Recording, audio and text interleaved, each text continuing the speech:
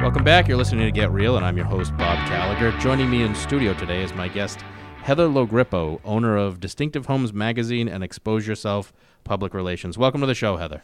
Well, thanks for having me, Bob. So I invited you on the show today to talk about marketing yourself. You know, we have a lot of people that listen to the show that are in real estate or own other businesses, and you're an expert in the field of public relations. Can you tell us a little bit about marketing yourself and little things that people might be able to do to separate themselves from anyone else in their segment? Well, if you had asked me this maybe a year and a half ago, I'd probably give you the same spiel as every other marketer out there, which is you have to find your target audience, you have to give them a compelling message, and you have to do it frequently. And that is still the case, except now there are tools that marketers can use that are a little different from what we've used in the past. So, for instance, if we're going to talk about real estate, in the past, real estate agents are famous for sending out direct mail pieces. They're famous for putting ads in the paper. Sometimes they'll even get crazy and put an ad on Realtor.com. But there are now tools that you can use that supersede anything you've ever done before. For instance, there are companies that collect data on every single person. When you go online and you look for something, let's say you're on Amazon and you look at a product, and you'll notice that product now follows you around the internet for months now. That's called retargeting. And that is something now that smaller businesses are able to use to market themselves. So for instance, if you're a real estate agent and you want to market, let's say in the town of Shrewsbury, you can now, using certain data points, find people who are in market, who search for certain terms like, what is my house worth? I need to find a real estate agent, anything that has to do with real estate. And you can now follow those people around the web with targeted ads. So if I'm a real estate agent, I have a client named Lisa Bradley in Shrewsbury. She can follow a consumer around for up to 90 days with ads that say, if you're going to buy or sell, you need to buy or sell with Lisa Bradley. Very powerful because she only works in one town. That's her specialty. And she only has a limited amount of people who are looking to buy or sell. So she's able to find them and target them. And because it's so exact, it's a lot less expensive than paying somebody to design a postcard, than having it printed, than pay for postage. It's more streamlined. So That's pretty cool. So I think the same thing has happened to me. I didn't realize that's what it was, but like I went to Wayfair because my wife wanted me to look at something online. And then for like the next month, every time I went to my Yahoo email or anything else, I always got the Wayfair ad in the right-hand side of the screen. Yeah, and that's called retargeting, and that is product-specific retargeting. There's also retargeting that you can do. For instance, if you send an email out to an email list and you want to make sure that the people who got your email continue to see your ads months after they've opened your email, you can retarget people through email, which is really crazy. Wow, that's cool. Yeah, you could also retarget people who just land on certain pages of your site. So for instance, if you're a dentist and somebody lands on a page about dental implants, you can now serve them back ads for the next 90 days wherever they go on the web, talking about you're the best place to get dental implants. So you can do it one of two ways. It either takes a company that has existing good traffic and gives the people who visit that website more impressions over a longer time because you know they already have interest, or you can use the data to find people who don't know about you but are looking for your service and retarget them based on the way they search. So there's different ways you can do it. Wow. Yeah. You can even go so far as to, which I love it I do this for the magazine. I get a list of people who are potential advertisers in my magazine, and I target my digital magazine to them specifically based on their street address. That's impressive. So you can find out the IP address of that person and serve a certain person that ad. Now it's not a one-to-one. It's usually it's them and 3 of their neighbors, but it's close enough. It's close enough. Yeah. That's really cool. So you can get really granular with this whole thing. You can get as specific and granular as you want. The cost comes in when you get that granular and you're serving ads to very specific interests, you have to make ads that match that interest. So the creative time to create all of these ads takes some time, but once they're created, it's plug and play. It's really quite easy. Now, how do I assume somebody's got to be gathering all this data because it comes from everything you do online pretty much. Yeah, I mean, there's all kinds of different companies that collect this data. Experian obviously is one of them. And then there are big data companies. This is the way that Trump won the election. Is Jared Kushner, his son-in-law, is a wizard when it comes to this type of marketing, and he really was able to hone in on their weak spots and give certain messages to certain areas of the country. And this is the exact same platform that political campaigns use. So now we can just use it to benefit companies instead of politicians. And well, they will use it to benefit themselves too. Yes. Yeah, that's. I guess that's the downside of the whole thing, right? That's right. Well, that's good to know. So why don't we talk about, too, I know I'm going to jump around on you a little bit Sure. here, but Distinctive Homes Magazine. Yeah. You know, it seems like everything in this day and age is all electronic.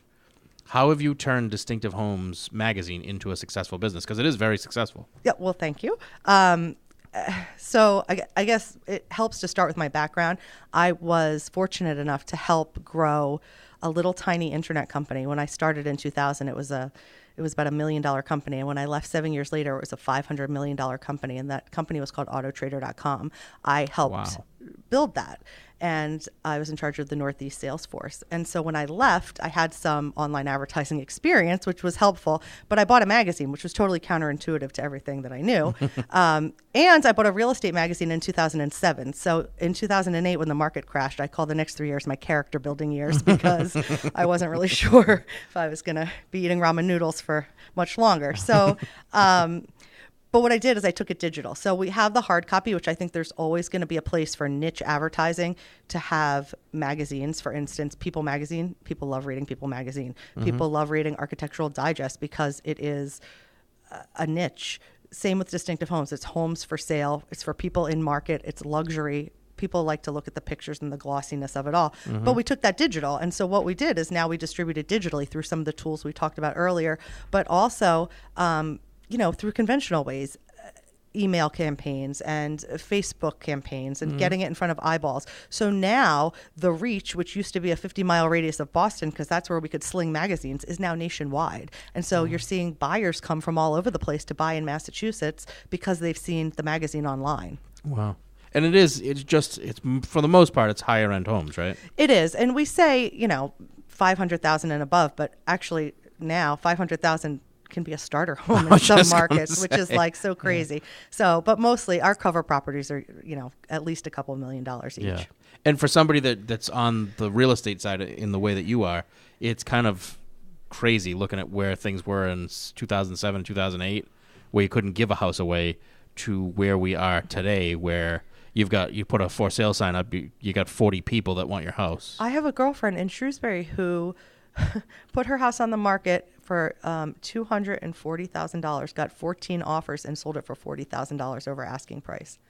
That's, all in, I'm guessing, days after it went on the market. It was within a day. Within a day. Yeah. But, and if I had to take a guess, I mean, getting into Shrewsbury at that price point is almost impossible now. Which is why there's so much competition. But then it creates a problem if you want to move up, because the house you want to move up to is going to be inflated as well. So you really have to think about that. Right. So I guess if you're downsizing, that's the best of both worlds. Absolutely. Because you're capitalizing on the larger end. That's exactly right. Yeah. That's exactly. Although, you know what? There's a lot of people going through that same issue, because Florida, again, back in 2007, 2008, you could buy pretty much anything you wanted in Florida, and it wasn't it was cheap by our standards. Now that's not the case anymore. Now it's almost like they're catching up to where we are in the Northeast. For sure. In fact, we were just in South Florida. My father has a restaurant in Hollywood, and we were looking at property down there. What you could get for $250,000 in 2008 is double now. Wow. And not well maintained, not near a beach. I mean, it's just the waterfront property, forget about it. I had a friend who bought properties near Disney World. I forget what town, but he was those big, huge buildings they put up that they thought were going to sell it immediately, and they were finished right at the real estate bust. I want to say him and his brother, they bought like 3 or 4 of them, and they were paying like $100,000 each for 3-bedroom, 2-bath condos. And I was like, wow, you're insane. You're never going to get that money back. Well, he made that money back several times over. But isn't it interesting how, because you and I were just talking about the fact that, do you invest in real estate or do you not invest in real estate? And it all depends on the timing. Yes. And can you withstand The ups and the downs. That's right. Yeah. Because if you can't and it's too close, Yes. don't do it. Absolutely. If you're over leveraging and you're counting on that $1,300 a month rent on the studio in Worcester, that may not always be the case. Now, that's the tough part of investing in real estate is you don't know when the crashes are coming. You don't know when the end is near. You don't know when the upswing is coming. I mean, there are people right now sitting on the sidelines that are saying, there's no way in heck I'm going to invest money in real estate right now. It's so ridiculously expensive. It's bound to go down. 10 years from now, those prices could have doubled again, and you're still sitting on the sidelines. Well, that's exactly right. And I think that's what makes you so credible is that being in this business, you have all of the information. Like you've seen the ups, you've seen the downs. And so when you say, you really have to think about it, it's so contrary to all of these. I just got something in the mail the other day from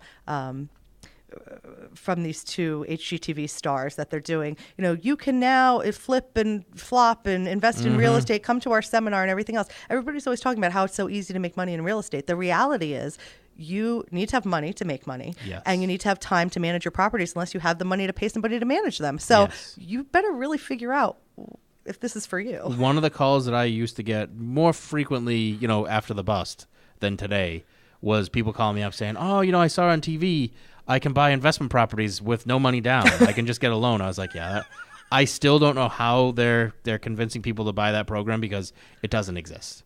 Nobody's going to let you buy a house for $100,000 and take $50,000 cash out at the closing table to buy your next one. Nobody does that. Well, and not to mention, as a consumer, you need to be suspicious of people who, because they are on TV, that takes a lot of time. So their job is being on TV. It's not actually doing what it is that they're supposed to be doing on TV, number one. Yeah. And number two, and if they were that successful doing what they were doing on TV, they wouldn't have the time to teach you how to do it. Exactly. They'd be making more money. So really think that through. Yes. And there's tons of them, too. It's not like there's just one guy that was saying that. And they're, like you were just saying, they're even doing it today. I mean, I saw that. I think it was the Flip or Flop show on HGTV that they're starting their own school now in Boston. That's the information I got in the mail. Yeah. Yeah. I mean, granted, yes, they do it in California, and California is ridiculously tight as far as a real estate market. But you try to go and buy a multifamily or any house anywhere inside 128 right now, you're lucky if it's less than 10 other offers going in with you. It's not the same, and unless you have literally cash in the bank that you can write a check and close in 4 days like they can, you're not getting the house. Well, and by the way, if you have that much cash in the bank, why are you buying this second house? Exactly. Do something else. Yeah, invest in the stock market. That's right. Or buy a business. There's a lot of other things you can do. And I'm not down on real estate. I think real estate is a tremendous investment. But if you're going to invest in real estate to make money and build the assets, you can't just be in it to buy one property because it's never good. All it's going to be for you is a headache and a second job. People don't realize what most tenants are like. When you're renting, you have no responsibility. So when the toilet gets clogged or there's a leaky sink or whatever else happens to be, you're getting that call in the middle of the night to come fix it or pay for somebody else to go fix it. That's exactly right. I was going to say to you, I hope we're not talking ourselves out of a job. But one thing I would say that would be beneficial, only because I've had experience with it, is maybe second homes. We have a property up in Loon Mountain, and we have a property manager up there because it's 2.5 hours away, and we rent it for the season and make great money on it. Yes. And so that's a little different than having a tenant that you're using rental to pay for you to have a second home, which that is an excellent idea. And having investment properties is not a bad idea. It's just that a lot of people think it's just going to be like a little side gig that takes no time and no money and no effort, and they're just going to make a lot of money. Yeah. And you have to go in with your eyes wide open. You're going to have to buy more than one property, or you're going to have to realize that you're going to be the one managing all these things and dealing with all the headaches. And if that's going to take you away from what makes you your actual primary income, it might not be the best idea. Well, that's funny. That's what you said your father always told you, right? After he bought a lot of real estate. I love it. So, I guess I had a different experience than a lot of other people. When I was a kid, I spent my summers having to clean out apartments after people trashed them, and I have a different take on owning real estate. But as far as owner-occupied property or second homes, I would wholeheartedly endorse it. The money you're spending on rent, unless you're just out of college and you're thinking about, maybe planting roots somewhere else, then it doesn't make sense to buy if you're going to be moving in a year or two. But if you don't see yourself leaving the area necessarily anytime soon, then buying is a good option. Yeah, and especially I would say if you could afford it in Boston and you are younger out of college and you can afford to buy a condo, even if it's a little one, start there. Like start with something because it is the best way to build wealth. I mean, there's no doubt about it. I was talking to a customer who bought he calls it a crappy little condo off, I want to say Mass Ave near the Cambridge line in Boston. And he said when I say no view, he's like, you don't see anything besides the brick wall next to you. It's like it's an apartment behind another building, so you have an alley view. That's it. It's a studio. He said if you were generous with your measurements, maybe 300 square feet, it's renting out for $2,000 a month.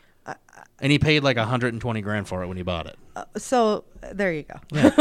So there are good stories that revolve around investment properties, but those stories are the buy and hold. You know, you're not going to buy it today and make a fortune tomorrow. Well, and ironically, for as many success stories as we hear about people getting rich in real estate, I don't really hear those stories about people losing everything, and that happens more often than not. I mean, in 2008, I can't tell you how many people, Las Vegas, Florida, just underwater, lost their shirts. Because it was all speculative buys. Yep. You know, you can't, the fundamentals have to be there. You know, buying in Worcester right now is smart because if you look at buying a multifamily in Boston, it's ridiculous. I mean, you're talking about $800,000 to $1.5 million, depending where you're going to buy. The rents that you'd have to support that are just pretty impossible to get, even by Boston standards. But you look at Worcester, and you've got all the schools there. You've got UMass Medical there. There's a lot of positives that are going to keep rents on the upper end of things for a long time because Worcester's a city that's being revitalized. Well, and the other thing I think we're going to see happening is because it's getting more expensive closer to Boston, people are going to start moving west naturally anyway because it's more affordable. So yeah, it's what's happening already. I mean, there's people with $600,000-$700,000 to buy a house, and they would literally have to buy practically a closet in Boston. I mean, $600,000 to $700,000 buys you a nice house in most places, as long as you're outside 128. Inside 128 gets kind of tough, but that's why we ended up, I mean, we came from the North Shore and we found a house in Shrewsbury that had acreage, which you can't get close to Boston, and space. Absolutely. You know, so. Well, believe it or not, Heather, we're already out of time. I see the time flies by. When you're having fun. I want to thank you for being on the show. I want to have anybody that's listening right now that's looking to get involved with Distinctive Homes Magazine or looking for somebody to help them out with public relations at Expose Yourself Public Relations, you should get in touch with Heather Logrippo. What's your web address? It is www.exposeyourselfpr.com. Don't forget the PR or you could end up somewhere else. Yeah, that's a good note. Thanks for joining us on the show today, Heather. Thanks for having me. We're going to take a quick commercial break. We'll be back with more Get Real after this.